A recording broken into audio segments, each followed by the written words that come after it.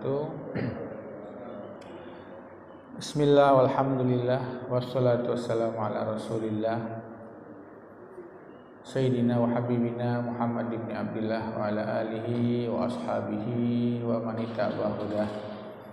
Subhanaka la ilma lana illa ma 'allamtana innaka antal alimul hakim. Rabbi shrah li sadri wa yassir li amri wa hlul 'uqdatam min lisani yafqahu qawli, amma ba'd.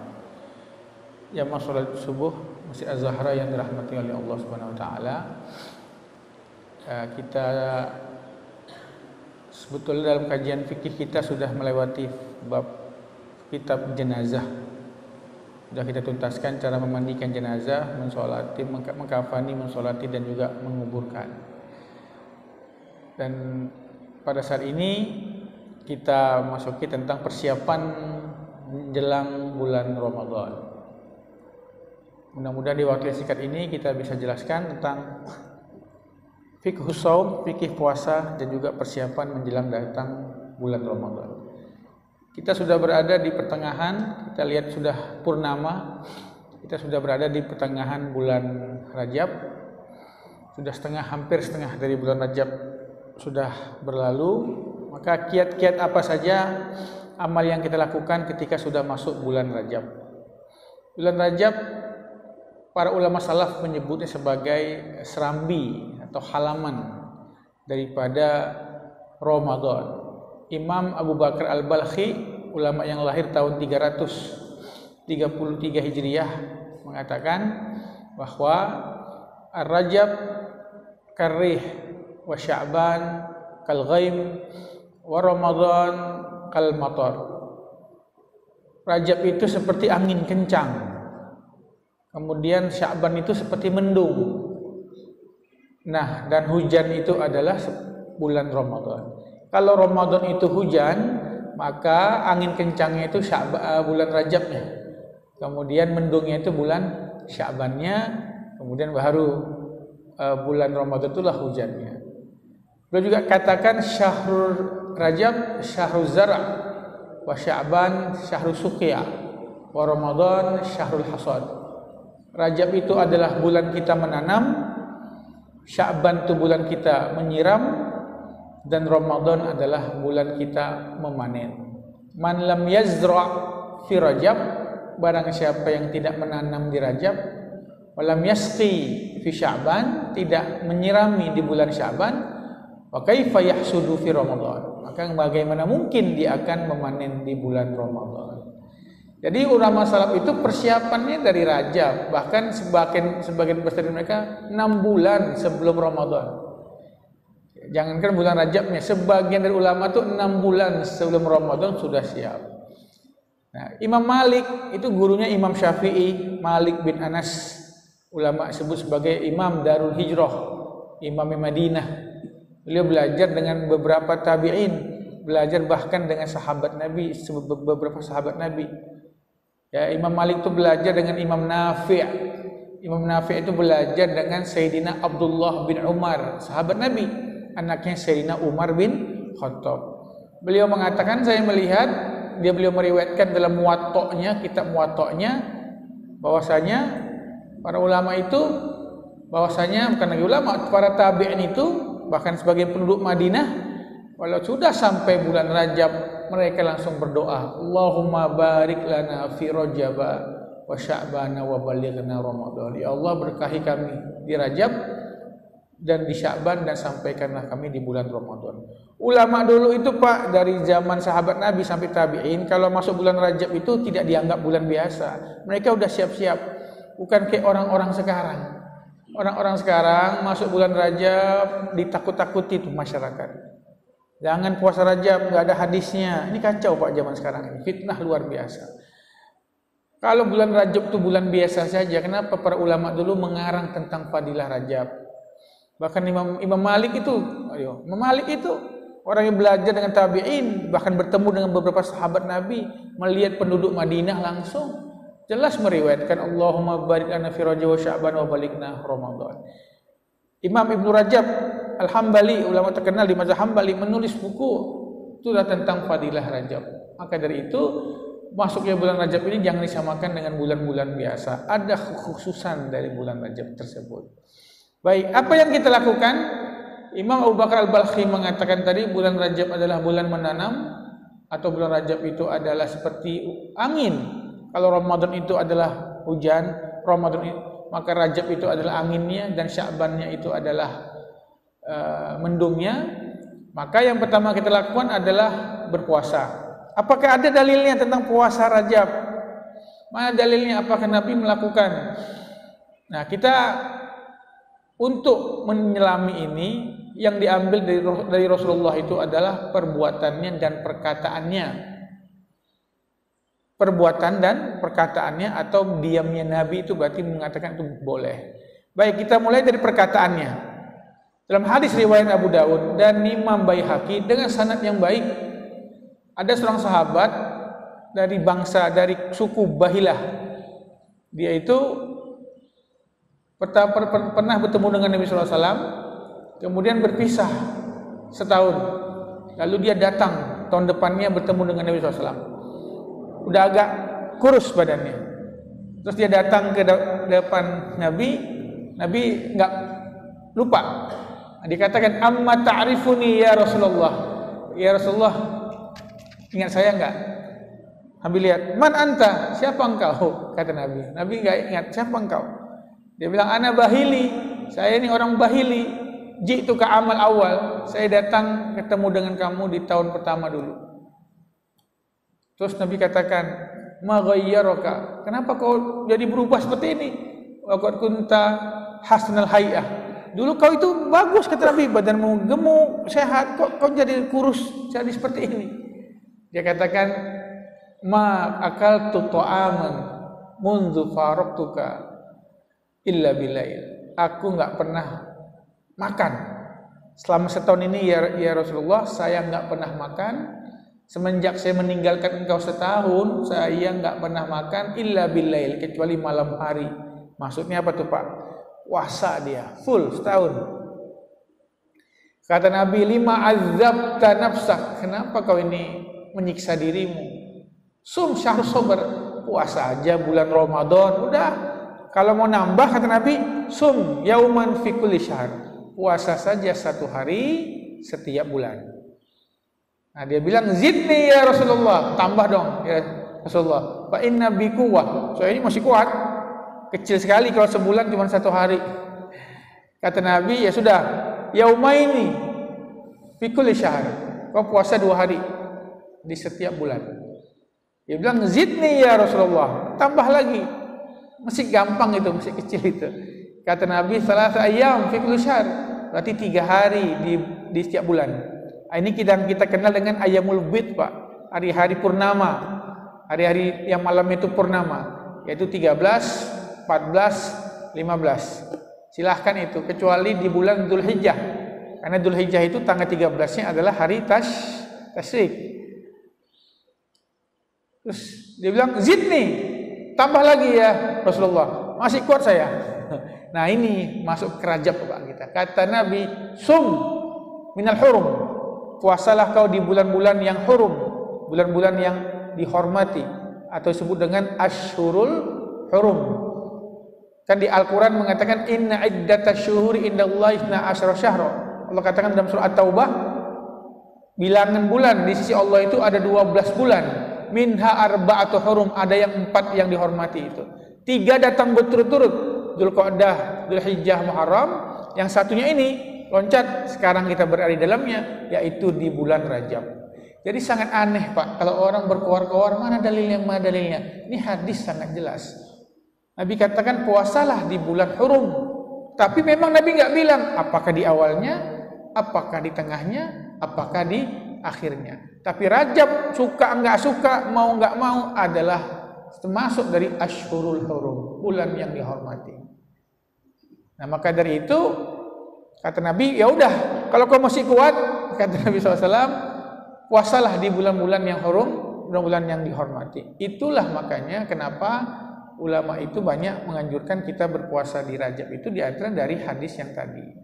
Yang kedua, Nabi puasa kok enggak di Rajab tapi di Sya'ban. Nah, ini pertanyaan kadang-kadang Bikin orang bingung. Orang udah bagus-bagus mau puasa di Rajab, direcok-recokin.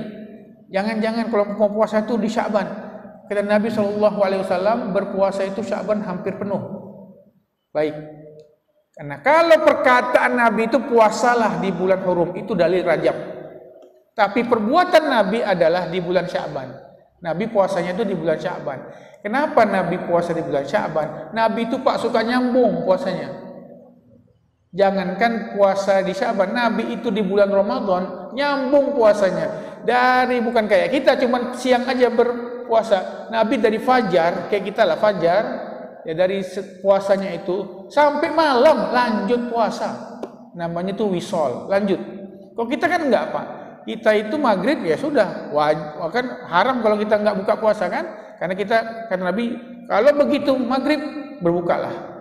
Jangan kalian menyambung puasa kalian sampai malam hari. Tapi Nabi menyambung. Sahabat tanya, "Ya Rasulullah, engkau ini malam juga puasa. Izinkan kami juga puasa juga." Gitu. Kata Nabi, "Jangan. Itu khusus buat saya," kata Nabi. "Itu khusus saya. Kalian enggak boleh menyambungkan puasa." Kata Nabi, begitu azan begitu maghrib berbukalah. Bersegeralah berbuka. Jangan wisol, jangan sambung. Jangan lihat saya, kata Nabi. Saya fa innama at'amani rabbi wa saqani. Kalau saya itu nyambung puasanya sampai malam karena saya diberi makan dan minum oleh Tuhan saya. Maka Nabi kuat, Pak. Dari Sya'ban itu Nabi lanjut puasa sebulan penuh. Hanya kecuali kalau ada hari keraguan, Nabi tidak. Berhenti beberapa hari sebelumnya, kemudian lanjut lagi di bulan Ramadan. Nah, tapi Nabi nggak pernah bilang jangan ya puasa di Rajab. Nabi nggak pernah bilang gitu. Bahkan Nabi bilang ke Al-Bahili puasa di bulan-bulan yang dihormati. Di antaranya adalah bulan Rajab. Nah, Aisyah bertanya, "Ya Rasulullah, kenapa kau banyak puasa di bulan Sya'ban?" Kata Nabi, bulan Sya'ban ini orang lalai, banyak yang tidak puasa, maka aku puasa di situ. Nah, kata Imam Ibnu Hajar, ini menunjukkan para sahabat itu fokus puasa di Rajab. Dan mereka istirahat di bulan Sya'ban untuk menyambut bulan Ramadan. Maka Nabi masuk di situ. Bukan berarti Nabi mengharamkan Rajabnya. Ini yang saya bingung. Karena puasa ini, Pak, ibadah sunnah asalnya. Kecuali yang diharamkan. Kapan diharamkan puasa itu? Idul Fitri, Idul Adha. Kemudian di hari Tasyrik. Jadi tolonglah jangan membuat masyarakat yang mau ibadah dihalang-halangi. Jadi silahkan. Puasa itu kapan pun, di Rabiul Awal boleh. Di Safar boleh, di Jumadil Awal juga, akhir juga nggak ada masalah. Karena memang ibadah itu aslinya, puasa itu adalah ibadahnya adalah sunnah. Sama kayak sholat, Pak, 24 jam kita bebas sholat. Siapa yang mau larang? Kecuali yang Nabi larang. Seperti sekarang, habis sholat subuh, nggak boleh sholat sunnah mutlak. Nanti habis sholat asar. Selain itu, ya silahkan. Kenapa orang dilarang-larang? Bapak mau sholat jam 11 siang. Sholat apa nih, Pak? Duha ya? Enggak, saya mau sholat sunnah mutlak. Boleh, siapa yang larang? Bapak mau sholat jam 1 siang, siapa yang melarang? Ini yang kadang-kadang kita sedih, pendakwah ini kok merecok-recoki orang yang berpuasa di bulan Rajab. Padahal hadisnya jelas ada. Kalaupun hadis Rajab itu enggak ada, memang apa yang salah di bulan Rajab itu orang kalau mau berpuasa itu? Nah, itu yang harus kita tanamkan itu. Maka itu silahkan bagi kita yang berpuasa. Baik. Yang kedua adalah mengqadha puasa yang kita tinggalkan di tahun yang lalu. Kata Aisyah radhiyallahu anha, istri Rasulullah, dalam hadis riwayat Bukhari, "Kana alayya saumun min Ramadan, wala astati'u an aqdiya illa fi Sya'ban." Kata beliau, saya dulu pernah, kata Aisyah, punya hutang puasa di Ramadan yang lalu. Dan saya nggak sempat mengganti itu.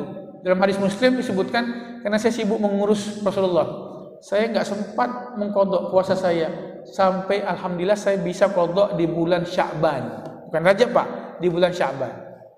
Nah, ini kita mau pinter dikit.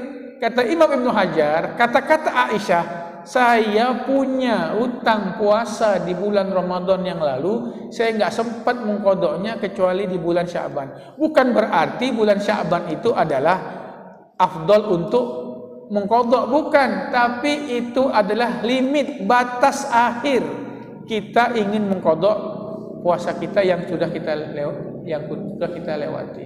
Dan itu tidak, hadis itu nggak menunjukkan tiap tahun.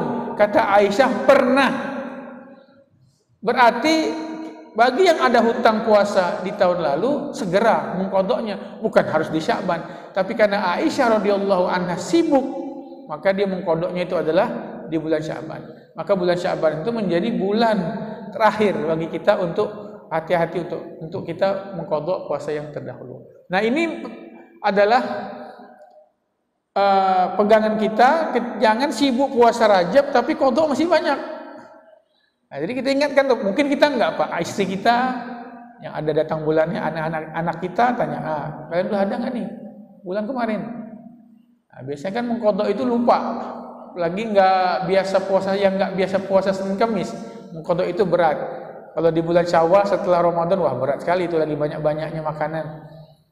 Sibuklah nanti, insyaallah Ustaz Zulqa'dah, tahu enggak jadi bulan haji, daging kurban, lupa terus itu. Muharram tahun baru Islam, lupa lagi. Maulid Nabi ya lupa terus itu. Maka diingatkan, yang punya hutang puasa ayo segera di qada cepat gitu. Kalau sampai datang Ramadan berikutnya masih ada hutang puasa, kata ulama, maka dia adalah berdosa. Karena berdasarkan hadis Aisyah tadi. Nah, Aisyah itu kenapa Aisyah bisa puasa di bulan Sya'ban? Pernah satu hari. Karena Nabi puasa di Sya'ban. Aisyah bisa itu lebih tidak masak jadinya. Situlah Aisyah mengqada puasanya itu. Pas Nabi puasa, ya sudah, saya sekalian mengqada di bulan Sya'ban ini. Seperti itu. Nah, maka dari itu kata ulama, kalau kita enggak mengqada sampai Rajab lewat, sampai Sya'ban lewat dan masuk Ramadan berikutnya, berdosa. Sehingga karena dosa itu diwajibkan tetap mengqada setelah Ramadan nanti, qada tetap tidak akan gugur qada itu seumur hidup, dan plus kita membayar fidyah dari keterlambatan setahun itu.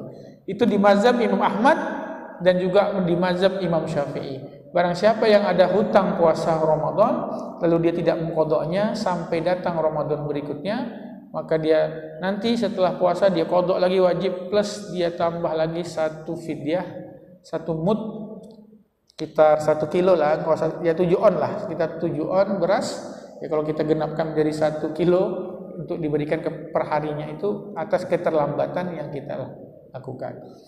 Baik, yang berikutnya adalah karena Rajab ini adalah bulan serambinya Ramadan, maka persiapannya itu dari bulan Rajab, yang kita lakukan dalam persiapan ini adalah membersihkan diri. Kalau persiapan tahajud itu ngilangi ngantuk, Pak. Nah, itu yang bilang bukan saya, yang bilang Rasulullah. Rasulullah bilang kalau kalian bangun malam lalu mau tahajud yang panjang, mau tahajudnya itu ya berjus-jus atau 6 juz atau 10 juz, kata Nabi, pemanasan dulu. Apa itu? Falyabda bi rak'ataini khafifatain. Mulailah dengan 2 rakaat ringan. Kita bangun pagi, bangun malam nih, tahajud. Kita mau tahajudnya itu ya 8 rakaat, selesai witir tutup, pokoknya mau lama. Jangan langsung begitu takbir langsung panjang, jangan. Mulai dulu dengan 2 rakaat ringan. Kata Nabi, mulai dulu salatmu dengan 2 rakaat ringan, ngilangin ngantuk dulu. Udah 2 rakaat ringan, baru salat panjang silahkan. Nah, kalau sholat tahajud aja Nabi nyuruh kita pakai pemanasan dengan 2 rakaat ringan, apalagi Ramadan nih. Ramadan ini mau datang, sebulan full ibadah yang kita itu energi kita terkuras. Kemudian puasa di siangnya, baca Quran lagi, tarawih di malamnya, sholat tahajud dan witir di malamnya, maka perlu persiapan. Nah, persiapan itu apa? Bukan hanya membiasakan diri mulai sekarang untuk puasa dan juga membaca Al-Quran, tapi membersihkan hati, membersihkan diri dari dosa. Karena selama dosa itu ada dalam diri kita, itu biasa bisa menghambat malasnya ibadah kita. Dosa itu di samping dia adalah catatan amal yang akan kita lihat di akhirat, dosa itu kata Imam Ghazali di antaranya adalah bisa membuat kita itu malas dalam beribadah. Maka kalau jalan Allah itu, ingin menapaki kepada jalan Allah itu, jalan pintu pertamanya itu adalah membersihkan diri. bertaubat kepada Allah Subhanahu wa taala, sehingga dengan masuknya bulan Ramadan kita sudah bersih dari dosa dan melancarkan ibadah kita ketika masuk di bulan suci Ramadan. Itu tinggal enak.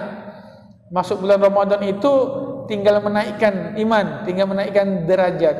Bukan berdosa-dosa dulu, nanti Ramadan baru bertaubat. Jangan. Pastikan kita itu gagal.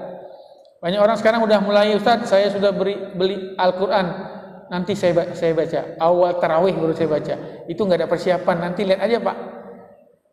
Ustaz, saya sekarang puas-puas makan, puas-puas tidur malam. Nantilah begitu Ramadan datang, bismillah, saya akan siap di awal malamnya. Lihat, Pak, terkapar itu. Paling 2-3 hari udah capek karena tidak ada pemanasan. Nah, bagaimana ulama salaf itu?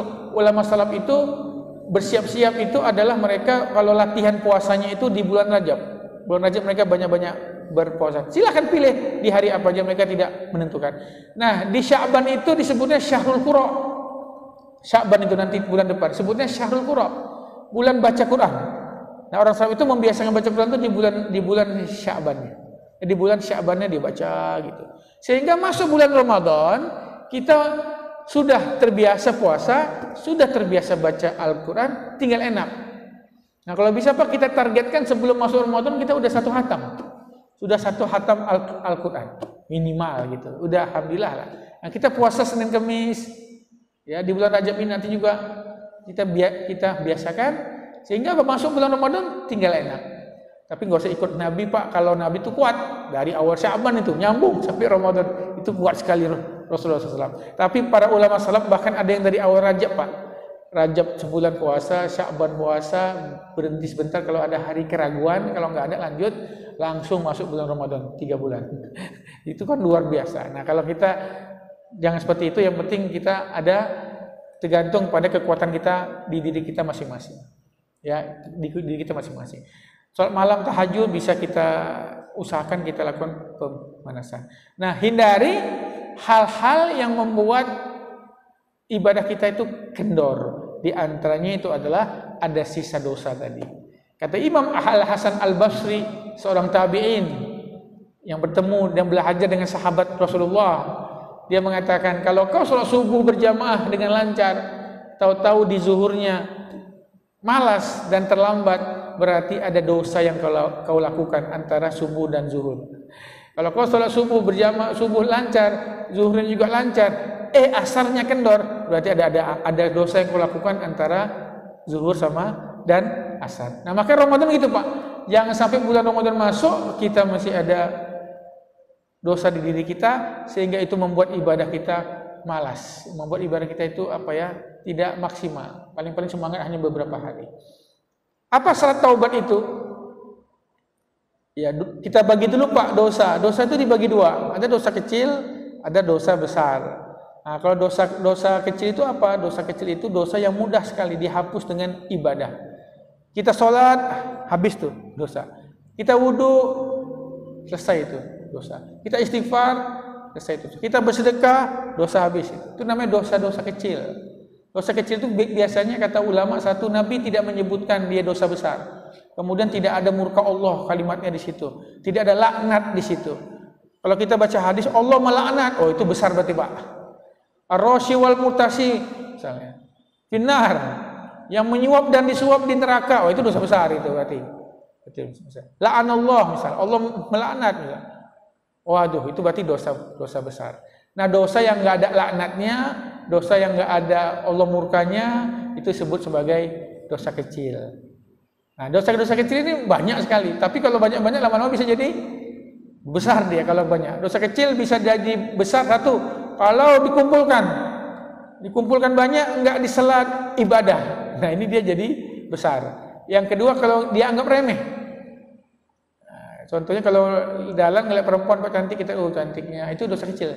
Tapi kalau lama-lama terus syahwat, nah itu baru besar itu. Kalau ada dosa kecil kok, apa-apa. Tadi ada cewek cakep, nggak apa-apa, ini dosa kecil. Itu bisa jadi besar, Pak. Kenapa? Menganggap remeh. Kata ulama, la tastasghir. Jangan kau menganggap remeh dosa. Karena sama, mau dosa besar, dosa kecil, kau bermaksiat kepada Allah Subhanahu wa taala, sama aja. Yang ketiga, dosa kecil itu bisa jadi besar kalau diceritakan, bangga. Itu namanya mujahirin. Jangan. Saya sih alhamdulillah Ustaz, kalau dosa besar sih saya aman. Tapi kalau dosa kecil sih masih saya. Itu nggak boleh itu.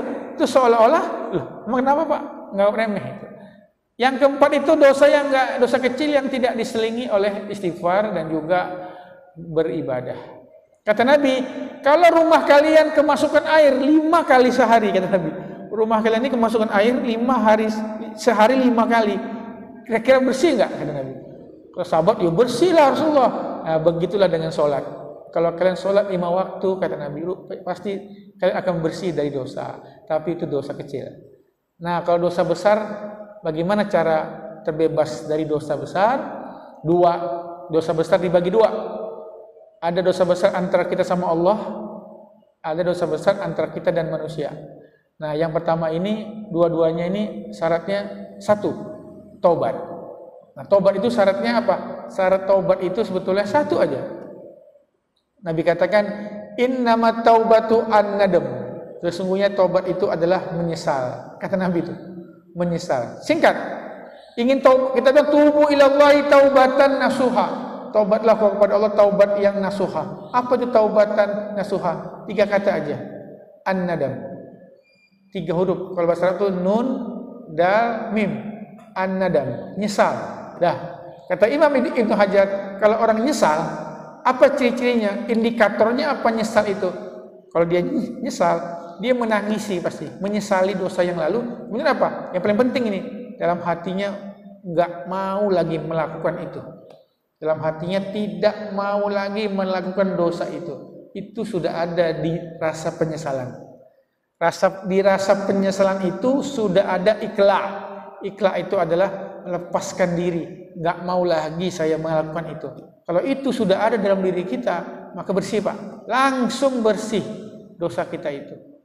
Walaupun 3 bulan kemudian kita tergoda lagi melakukannya. Tapi yang penting pada saat itu sudah ada penyesalan dan muncul dalam hati itu, cirinya adalah enggak mau lagi melakukan hal yang seperti itu. Kalau dalam hati tidak ada rasa itu, tidak ada rasa menyesal dan tidak ada rasa tidak mau lagi melakukan itu, berarti itu bukan menyesal. Kalau astagfirullah tapi dalam hati dan paling dalam, kalau ada kesempatan lagi, itu berarti tidak bisa disebut sebagai taubatan nasuha. Nggak bisa lagi. Ya, kata dalam Al-Quran disebutkan orang yang bertaubat nasuha itu, dalam hadis juga disebutkan orang yang nggak mau lagi kembali pada dosanya, seperti keluarnya susu nggak mungkin lagi kembali ke putingnya. Nah, seperti itu. Air susu yang udah diperah nggak mungkin kembali lagi ke teteknya itu. Begitulah taubatan nasuha itu. Kalau udah melakukan dosa itu, dia nggak akan mau lagi balik ke situ. Nah, tentunya itu didahului dengan yang namanya an-nadam atau penyesalan. Kalau itu sudah dilakukan, sudah. Nah, bagaimana Pak caranya supaya nyesal itu ada di hati? Susah juga, karena itu bisikan hati. Nah, bagaimana caranya supaya kita ini misalnya, ya Allah, saya udah berbuat dosa ini, saya ingin taubat, tapi kok keras benar hati ini. Gimana cara bikin supaya saya itu dalam hati itu menyesal dan takut akan dosa ini? Dalam hadis Bukhari, sahabat Nabi Abdullah bin Mas'ud mengatakan, radhiyallahu anhu mengatakan, tergantung kita Pak. Kalau kita menganggap dosa itu kecil, ya nggak akan nyesal kita. Tapi kalau kita anggap dosa itu sangat besar, insya Allah akan nyesal.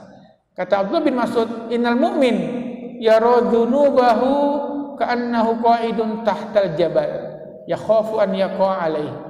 Orang mukmin itu melihat dosanya seperti dosanya itu sebesar gunung yang dia duduk di bawah gunung.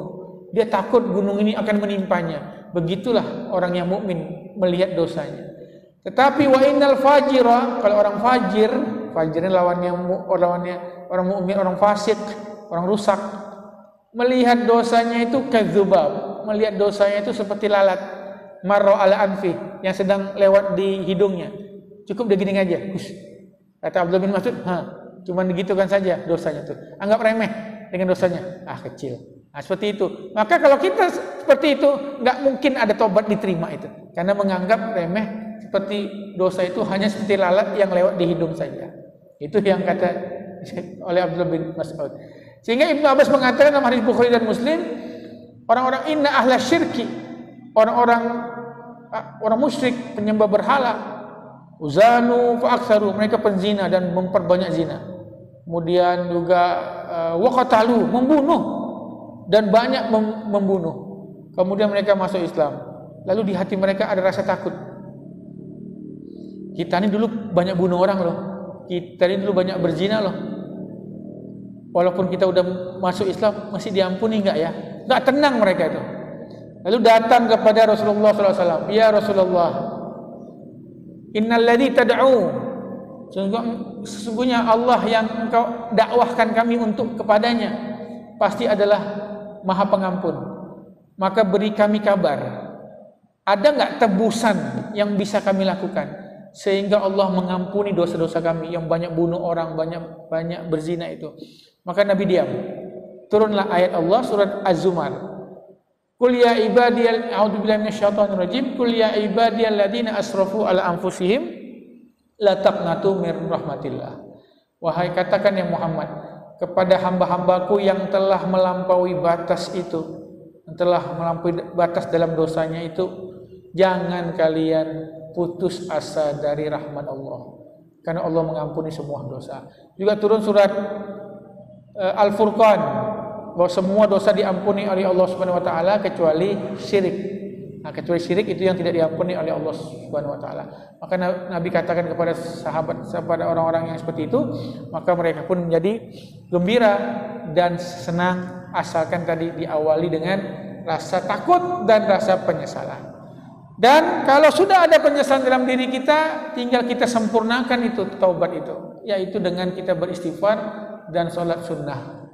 Nabi mengatakan, barang siapa yang berbuat dosa, kemudian dia berwudu dengan sebaik-baiknya wudu, kemudian dia sholat sunnah 2 rakaat dengan sebaik-baiknya sholat 2 rakaat, kemudian dia beristighfar dengan sebaik-baiknya beristighfar, dia jadilah tawwabur rahimah. Dia akan mendapati Allah Maha Pengampun lagi Maha Penyayang. Itu yang kita kenal dengan sholat sunnah taubah. Nabi enggak pernah bilang sholat sunnah taubah, tapi Nabi bilang dalam hadis Abu Dawud dengan sanad yang sahih, barang siapa berbuat dosa kemudian dia berwudu, fa ahsanal wudu, dia wudu dengan bagus wudunya, kemudian dia sholat dengan bagus sholatnya, kemudian dia beristighfar, maka dia akan mendapati Allah Maha Pengampun lagi Maha Penyayang. Itu semua adalah penyempurna daripada taubat. Tapi yang pertama sekali itu rasa nyesal dan berjanji tidak akan mengulangi dalam hati yang terdalam. Itu yang syarat pertama paling penting. Tanpa itu percuma istighfar, percuma sholat sunnah taubat pun nggak ada gunanya kalau kita nggak ada rasa menyesal dan ikhlas dalam hati, tidak mau mengulangi kembali. Sampai Rabi'ah Al-Adawiyah mengatakan istighfaruna yahtaju ila istighfar, bahwa istighfar kita ini perlu diistighfari lagi. Karena banyak sekali orang beristighfar tapi hatinya lalai, tapi dia belum ada rasa menyesal. Istighfar yang tidak disertai rasa penyesalan itu perlu diistighfari lagi, kata Rabi'ah Al-Adawiyah. Maka hati-hati, terkadang istighfar kita itu malah menjadi hisab Pak di akhirat itu. Ketika malaikat menghisap kita, tanggal sekian kau beristighfar, tapi hatimu biasa-biasa aja tuh. Nah itu gawat Pak, aduh kan gak enak Pak kita itu. Kok hatimu biasa-biasa aja itu, seperti itu. Istighfar, tapi hatimu biasa-biasa, kamu ngolok-ngolok, mempermainkan Allah apa gimana? Maka lebih gawat lagi tuh. Maka kata Rabi'ah Al-Adawiyah, istighfar kita ini malah akan jadi dosa bagi kita. Maka itu sebelum istighfar, penyesalan dulu itu. Penyesalan dalam hati itu yang paling penting, sehingga istighfar kita tidak berbuah dosa. Itu kata Rabi'ah Al-Adawiyah itu sampai seperti itu. Nah, yang ketiga ini paling ngeri Pak, dosa besar yang berhubungan dengan manusia. Ini paling repot ini. Kalau antara dengan Allah kita renungkan dosa kita, nyesal, selesai. Tapi kalau dengan orang ini nggak bisa. Kalau dosa kita menzolimi orang, mengambil hak orang, menggibahi orang, ini nggak bisa dengan istighfar, dengan menyesal sekalipun tidak bisa. Udah bisa, tapi belum diterima oleh Allah sampai kita mendatangi orang tersebut dan kita mengembalikan haknya, dan kita meminta maafnya, baru Allah akan mengampuni. Nah, ini yang paling mengerikan daripada dosa yang berkaitan dengan manusia. Ini yang buat kita kadang-kadang susah, kita sulit. Dan itu semua selama belum kita lakukan, dosa kita terombang-ambing, pahala amal ibadah kita tidak akan sampai itu. Terombang-ambing sampai itu semua kita lakukan, ya tentunya semampu kita. Tentunya semampu kita itu yang kita laksanakan. Bahkan itu yang Nabi katakan sebelum beliau hari-hari menjelang wafat, ada nggak aku pernah buat salah sama kalian ini? Itu Nabi menjelang wafat tuh, seorang Nabi yang nggak ada dosanya. Bahkan Nabi itu kata ulama jangankan yang haram Pak, Nabi itu jangankan yang haram, yang makruh aja Nabi nggak lakukan. Tapi tetap sebelum wafatnya Nabi panggil tuh, ada nggak aku ini pernah buat salah sama kalian itu? Kalau ada tolong, apa? Balas sekarang. Itu Rasulullah, saking takutnya. Nah maka kalau masuk bulan Ramadan, masih ada dosa kita sama orang, nggak maksimal Pak biasanya kita ibadah itu. Karena masih ada sisa dosa tadi.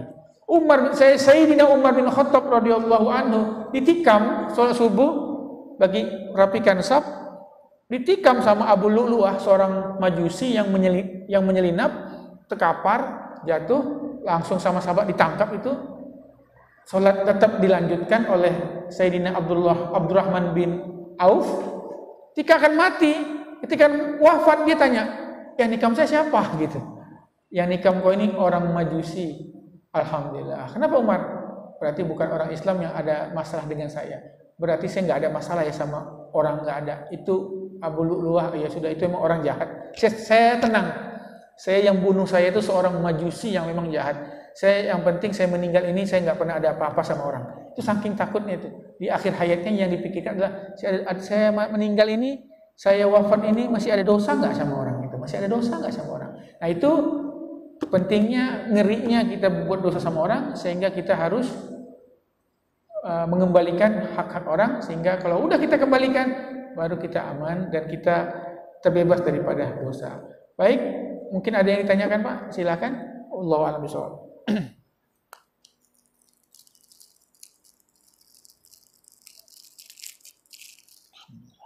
Assalamualaikum Tat, ada pertanyaan beberapa nih. Kalau misalkan ada orang puasa tahun lalu nih, kemudian dia belum sempat bayar, kemudian dia pada saat pertengahan atau mau ke arah bulan Ramadan, dia sakit. Sakitnya itu nggak bisa, kalau dia puasa 1 hari untuk membayar, dia malah tambah sakit. Nah, apakah itu bisa dibayar dengan fidyah atau bagaimana, Tat? Oke, lagi Pak, lanjut. Saya tulis. Yang satu lagi ada pertanyaan di luar ini sih. Kalau dulu saya pernah ada cerita mengenai pernah ada ribut-ribut tentang langgam. Kalau lagi sholat tuh baca Al-Fatihah, dia langgamnya Jawa, terus langgamnya gimana? Nah, saya juga dengar ada yang mengatakan itu nggak boleh. Ada juga yang mengatakan oh boleh asal tidak menyalahi tartil dan cara membaca Al-Qur'annya bagaimana yang benar. Nah, itu aja sih Tat. Mohon penjelasannya. Baik Pak. Saya ulangi, pertama ada waktu untuk mengkodok puasa itu setahun penuh. Tapi nanti sampai akhirnya nanti aja lah di bulan Sya'ban. Begitu Sya'ban mau dikodok, sakit, gitu kan Pak ya. Begitu Sya'ban mau dikodok puasanya, lalu dia sakit sampai datang Ramadan berikutnya, lalu dia tidak sempat untuk mengkodok. Nah itu Pak, maka bagaimana hukumnya? Dia tetap kodok itu seumur hidup, tidak akan gugur. Nanti setelah puasanya sudah selesai, bulan Syawal kodok itu. Plus tambah fidyah, 1 hari itu 1 fidyah lagi, karena fidyah keterlambatan. Itu di mazhab Imam Ahmad dan juga di mazhab Imam Syafi'i, karena keterlambatan daripada mengkodok puasa. Kalau misalnya Allah ternyata memanggilnya, meninggal akhirnya misalnya, punya utang puasa nanti ajalah sampai datang Ramadan berikutnya, meninggal dia di bulan suci Ramadan itu, maka puasanya itu wajib dikodok oleh, kalau ada anaknya silakan dikodok oleh anaknya. Kata Nabi, man mata, dalam hadis Bukhari, man mata wa alaihi syiyam, barang siapa yang wafat tetapi dia punya hutang puasa, maka puasakanlah keluarganya itu. Waliyasum anhu waliyuhu, maka panggil walinya, dipuasakan. Kalau nggak ada juga, maka boleh dibayarkan fidyahnya. 1 hari 1 fidyah. 1 fidyah itu sebetulnya Pak 1 mud gandum. Kalau makan pokoknya ya beras sekitar 1 kilo lah, 7 on sampai 1 kilo. Pakai lauk enggak Pak. Kalau mau jujur dalam fikih enggak ada pakai lauk itu, enggak ada. Cukup makanan pokok aja. Kalau mau pakai lauk ya lebih bagus lagi. Nah, sehingga banyak dulu saya ingat ada masyarakat datang ke UPZ, Pak saya tidak puasa nih karena saya sakit. Oh ya berarti 30 hari dikali 1 makan sehari 50.000, $1,5 juta. Hah? Kaget dia. Mahal bener ya, enggak puasa $1,5 juta. Itu Pak 1 mud itu bukan 1 hari makan. 1 mud itu 1 genggam gini, bukan 1 hari makan dia. Tidak banyak itu. Kalau 1 bulan itu sekitar 21 kilo. 25 kilo beras lah. Jadi nggak usah pakai lauk atau. Jadi banyak yang ngitung itu 1 mud itu 1 kali makan, 1 hari makan. Ya kalau di Bintaro berapa Pak? 70.000, 100.000, 3 juta itu banyak sekali. Enggak, jadi 1 mud itu adalah mud to'am. Ya 1 genggam gini. Seperti itu yang kita bayar. Nah, kenapa dia tetap dihitung puasa? Karena dia ada waktu Pak. Dia punya waktu untuk mengqadha, tapi dia nggak nanti itu. Kalau misalnya dia puasa Ramadan selalu sakit, terus sembuh, begitu habis Lebaran besoknya dia mau qadha, meninggal, itu nggak usah diqadha karena dia tidak sempat mengqadha, hingga nggak ada masalah. Tapi kalau dia punya sempat untuk mengqadha lalu dia nggak mau mengqadha, bukan nggak mau ya nanti, kemudian meninggal dunia, ini yang harus dipuasakan oleh ahli warisnya. Kalau nggak ada yang mempuasakan maka diberi makan setiap 1 hari dari ketinggalan puasanya itu 1 mud. Selama memang dia sakitnya itu sakit yang dibolehkan untuk yang dibolehkan tidak puasa. Kalau dalam Al-Quran uzur puasa itu Pak cuma 2. Faman kana maridon aw ala safarin. 2 aja tuh di Al-Quran. Barang siapa yang puasa atau musafir. Di Al-Quran. Nah, baru kita lihat di hadis itu adalah masuk di situ yang lain-lain beberapa uzur-uzur tadi. Nah, sakit itu dibagi 2 Pak. Ada sakit itu yang permanen. Kata dokter, Bapak nggak bisa puasa selama-lamanya. Ya sudah, kalau seperti itu dia nggak usah qadha lagi, udah bayar fidyah saja. Nah, bayar fidyahnya bagaimana? Apa nanti dia bulan Ramadan nanti aja lah saya sekalian zakat fitrah, sekaligus saya bayar segini, apa per hari?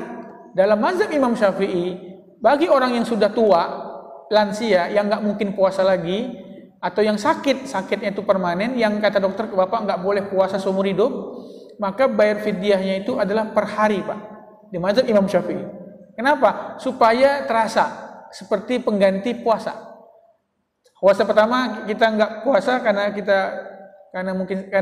tua atau sakit, bayar kasih 1 mud.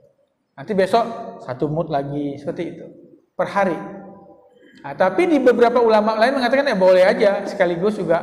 Saya lebih menganjurkan per hari karena ada pendapat yang mewajibkan untuk kehati-hatian kita per hari kasih itu. Ini Pak orang yang cuma puasa cuma bayar saja, nggak usah mengqadha. 1, yang sakitnya itu sudah permanen. Kata dokter Bapak nggak boleh puasa seumur hidup. Ya sudah, yang seperti itu nggak usah lagi berniat untuk mengqadha, bayar fidyah saja sudah setiap harinya. Atau yang kedua adalah yang sudah tua. Yang sudah tua itu yang nggak mampu lagi berpuasa. Nah, yang ketiga ini Pak orang yang memang Allah takdirkan cari makannya itu bekerjanya itu adalah di siang hari. Dia dapat kerjaannya itu hanya di siang hari. Kalau dia puasa bahaya, dia akan sakit. Mungkin ngangkat barang yang berat, tukang atau apalah gitu, buruh atau apalah. Nah, yang seperti ini kata ulama 1, bisa dipindah nggak pekerjaannya di malam? Nggak bisa Pak. Siapa malam hari misalnya nggak bisa. Baik, pekerjaan itu ada nggak dia bisa cari pekerjaan lain yang bisa dia menyukupi keluarganya? Nggak ada. Pekerjaan lain nggak ada. Pekerjaan itu hanya di siang hari. Dan itu adalah kalau nggak ada pekerjaan itu saya mati, nggak makan misalnya. Ya sudah, maka yang seperti itu tidak usah mengqadha puasanya. Dia juga bayar fidyah saja. Nah, tetapi kalau yang sakitnya itu hanya sementara dan bisa sembuh, maka dia nggak bisa bayar fidyah Pak. dia adalah mengqadha. Sakit, ya udah tunggu sehat. Nanti sehat baru dia ada waktu, silahkan dia mengqadha. Enggak usah bayar fidyah, enggak usah, qadha saja. Kecuali kalau dia terlambat mengqadha sampai datang tahun yang berikutnya. Nah, saya bilang tadi di Al-Qur'an cuman musafir sama tadi sakit. Nah, dalam hadis bagaimana itu? Dalam hadis kalau haid haram berpuasa. Tapi wajib mengqadha. Kata Aisyah, kami perempuan yang haid tidak boleh berpuasa, tapi kami wajib mengqadha. Itu jelas. Haid enggak ada pada Al-Qur'an tentang puasa itu.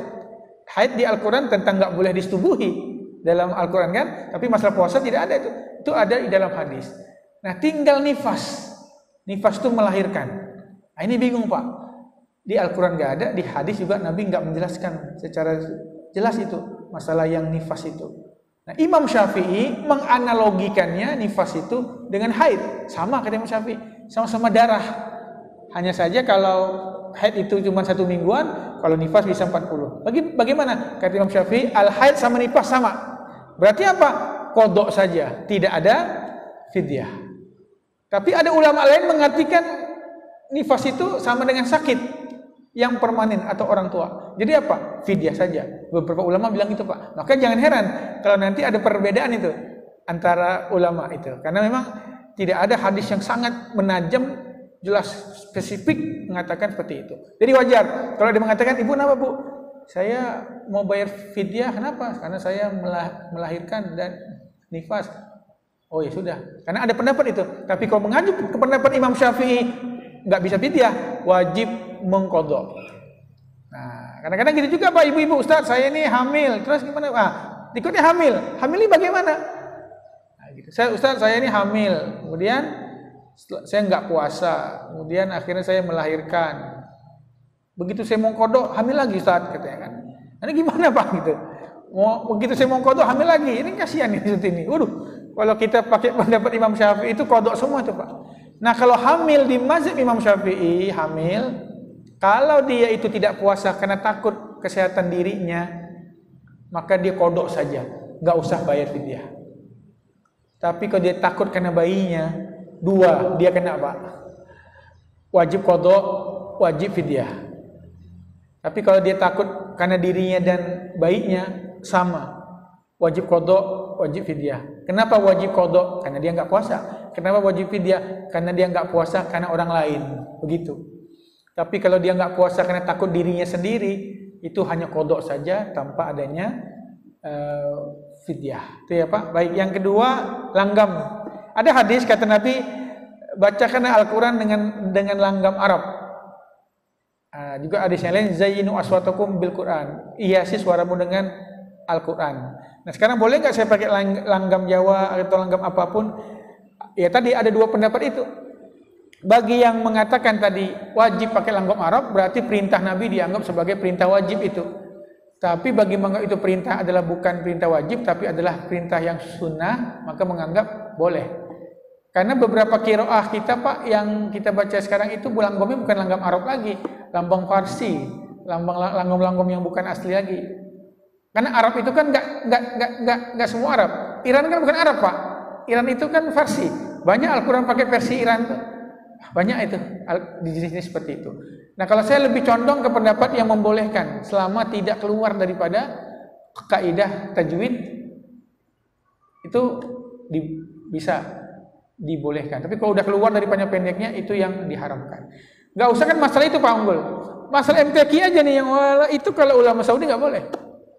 Makanya Bapak pernah lihat nggak? Ada nggak penyelenggaraan MTQ bukan hafid ya, bukan tahfidz ya, tapi qori langgam apa lagu-lagu di Arab Saudi? Nggak pernah, Pak. Mereka nggak mau. Mereka maunya bacaan itu tartil aja. Nggak mau. Kalau gitu nggak boleh. Mereka nggak mau.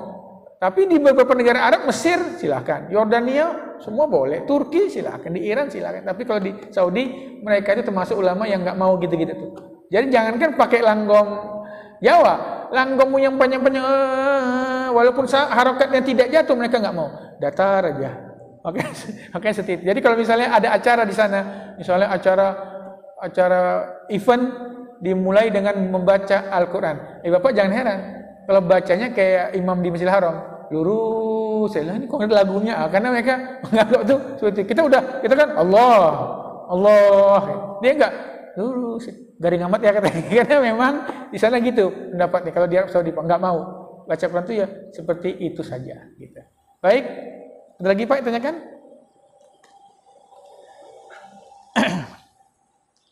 Assalamualaikum warahmatullahi wabarakatuh. Mau nanya Ustaz, apa besaran pahalanya puasa di bulan Rajab? Apakah sama dengan bulan Ramadan?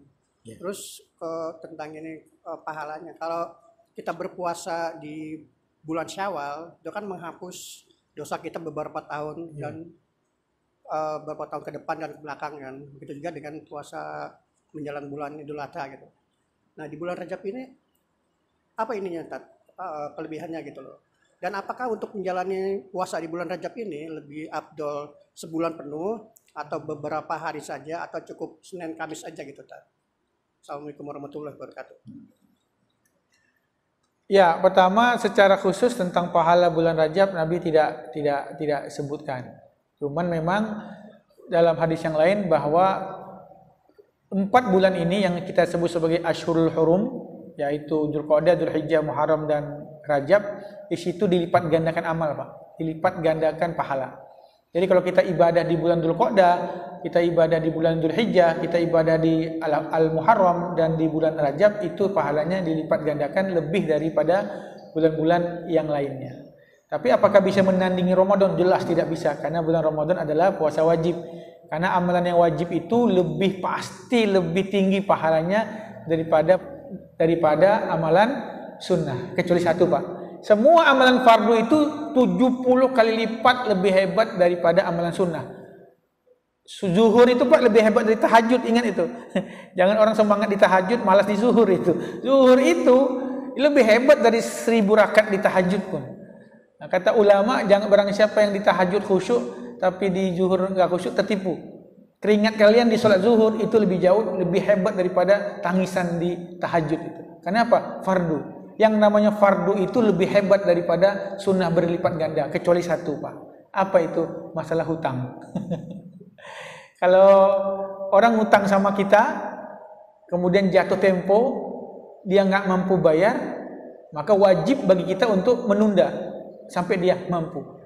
Dalam Al-Quran disebutkan, wa in kana dzu usratin fanadhiratun ila maisarah. Kalau yang hutang itu nggak mampu bayar, maka wajib bagimu untuk memberi dia tenggang. Itu wajib, Pak. Tapi sunnahnya kita sedekahkan. Nah, saat itulah sunnah lebih afdal daripada fardu itu. Terus, apakah 1 bulan penuh? Enggak. Bahkan kata ulama, kalau itu bisa membuat fisik kita ini, jangan. Makanya puasa ini kan tergantung fisik kita sih, Pak. Kalau orang terbiasa puasa, biasanya kuat 1 bulan. Bagi kita jangan.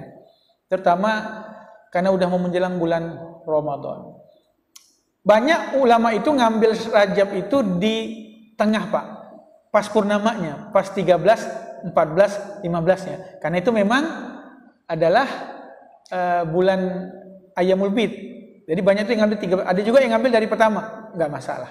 Mau ngambil di awal Rajab, mau ngambil di 13, 14, 15, mau di akhir juga enggak masalah. Mau di tanggal 20 juga enggak masalah. Yang penting masih di Ashhurul Hurum, masih berada di bulan Rajab. Silahkan itu kita lakukan. Bebas saja, Pak. Kalau kuat seperti Nabi, Sya'ban full, Ramadan full, Nabi sahabat juga ada yang Rajab full, Sya'ban full, Ramadan full. Tapi kita kalau nggak kuat jangan. Karena yang paling penting itu di Ramadannya. Kita hanya beberapa hari saja lah. Kemudian kalau puasa Syawal ya Pak.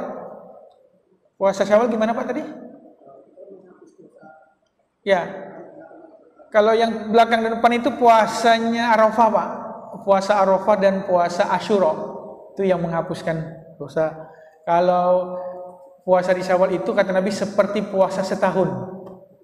Nah, kata Nabi barang siapa yang berpuasa man shoma ramadhana, barang siapa yang puasa bulan Ramadan, summa atba'u sittan min Syawal, kemudian dia ikuti dengan 6 hari di bulan Syawal, bebas.